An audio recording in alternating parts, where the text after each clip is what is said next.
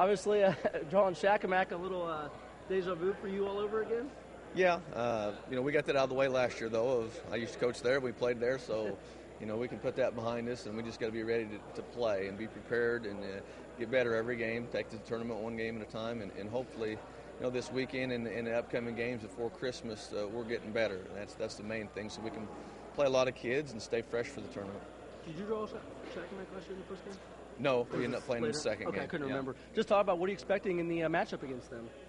Well, I don't know much about them, to be honest with you. I think they lost a lot of their lineup from last year. They're going to be well coached, and they're not going to beat themselves.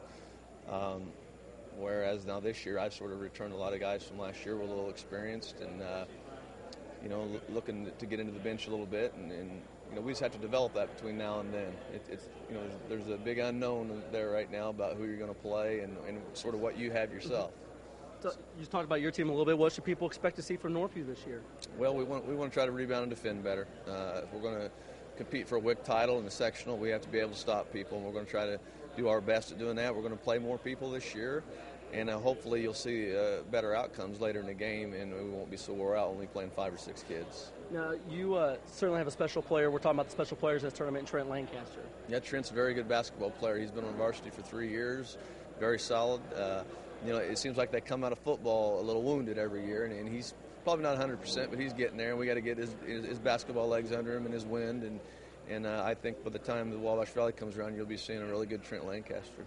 Now, Northview's had a history of doing great in this tournament. How much do you guys want to return to form and make some noise in this tournament? Well, there's a lot of things we want to do. We want to win the WIC title. We haven't done that in several years, and we want to compete in our sectional and have a chance to win that. We host that this year, and we just want to be a better ball club altogether and just take more pride in doing that. And that's what I've taken strides to do this year with the defense and rebounding. That's where it starts. Those aren't fun things to do. It's not fun things to coach all the time either. But we have to do those if we're going to get things going on a better track for us. Talk about you have a chance to make a major statement this Friday. You play one of the better teams in 4A in Terre, Haute, North. Talk about that matchup.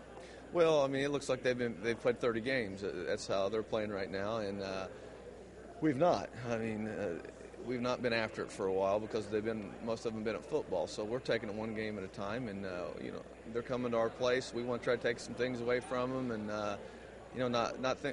let things be so easy for them.